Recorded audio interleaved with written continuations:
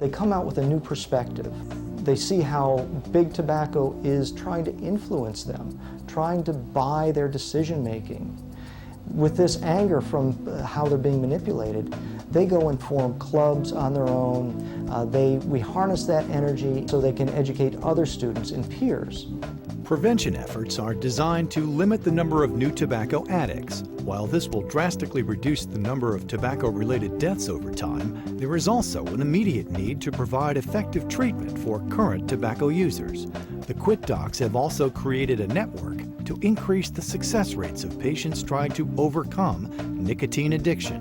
But I've been probably smoking regular since I've been about 17. And I've tried to quit, I've used the patch, I've used hypnosis, and it's important for me to quit now because I'm getting older, and I'm 53, and it's time to quit.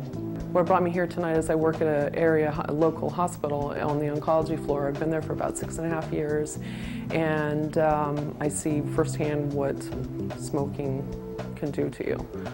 So I definitely am 40 and it's time for me to quit. I've definitely learned a few things, and I'm definitely very empowered and feeling very confident about quitting smoking. Unfortunately, we as busy physicians often badger our patients into submitting to us to quit smoking and finally say, okay, I'm ready to quit. At that point, we just write them a prescription, give them a pat on the back and show them the door, tell them to come back in a month and they shouldn't be smoking. It's not that easy. No wonder the average quit rate is about 10 to 15%. Now, there are many good drugs around, and the physical withdrawal itself is not such a huge problem. What we do in our program is, number one, educate people about the addiction, know what they're up against. Number two, we get them through the withdrawal process, the physical withdrawal, which is only a few weeks, and then we support them afterwards. What we find is that over 80% of our patients are not smoking at 1 month, which is great. However, by the end of the years, half of those people that were doing fine go back to smoking because they think they can be social smokers. They think they can pick up that one cigarette. They need to learn that they have to fear that one cigarette just like an alcoholic fears that one drink. It's the same addiction process.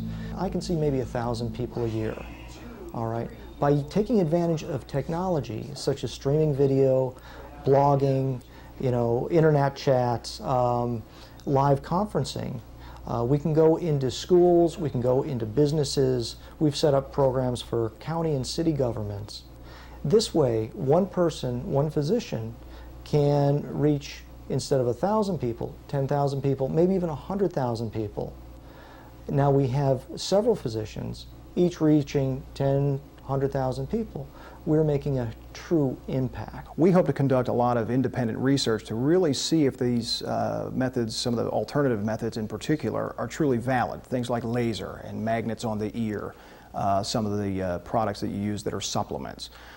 We don't want to lose a patient who's trying actively to quit, who picks a program that might only have a 3 to 5% success rate, and then because they failed waits 3 to 5 years again to quit. We would like to steer them into programs that are really valid, that have a high success rate, so that they have the best chance they can of quitting at any given time. As an independent corporation, we can not only think outside the box, but we can rapidly act outside the box. What we're going to do is take advantage of technology. We're going to develop something called QuitDoc TV, which allows us to broadcast to schools. It allows us to have content on the internet for downloading of not only our opinion, us going through things, but us talking to thought leaders for smoking cessation, nicotine abuse, advertising. We're very excited about the future, especially the use of the internet to try to promote both youth prevention and cessation using a variety of methods. We're currently developing a peer-to-peer network where we can post video clips, allow kids to do anti-tobacco public service announcements, advertising campaigns where they mock and make fun of tobacco advertisers, post that stuff online, message board, discuss it, have fun with it, and really feel like they're creating an army of activists that can rally against the tobacco industry. The other thing is there's not really a solid youth cessation program available that takes advantage of the internet. There are some available, but they're, kind of digital animation things that don't really capture the spirit of being a teenager. So we're looking forward to doing a youth cessation program that uses a lot of the same technology, message boards and interactive things, so kids can actually support each other as they make their quit attempts and do it in a really fun environment. My theory is that everybody gets to a point in their life where they say, why am I here? And most people would say, if my being here saves 3, 4 people's lives, I did good. Well, this way, you don't have to be a physician.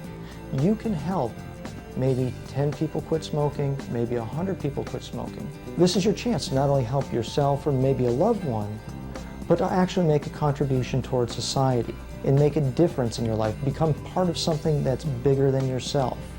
We're only limited by our imagination and support. Tobacco addiction is a hard habit to break. The QuitDoc Research and Education Foundation is committed to creating the interactive tools needed to prevent and treat this deadly drug addiction and put an end to this public health crisis. For more information about the QuitDoc Research and Education Foundation, go online or call the number on your screen.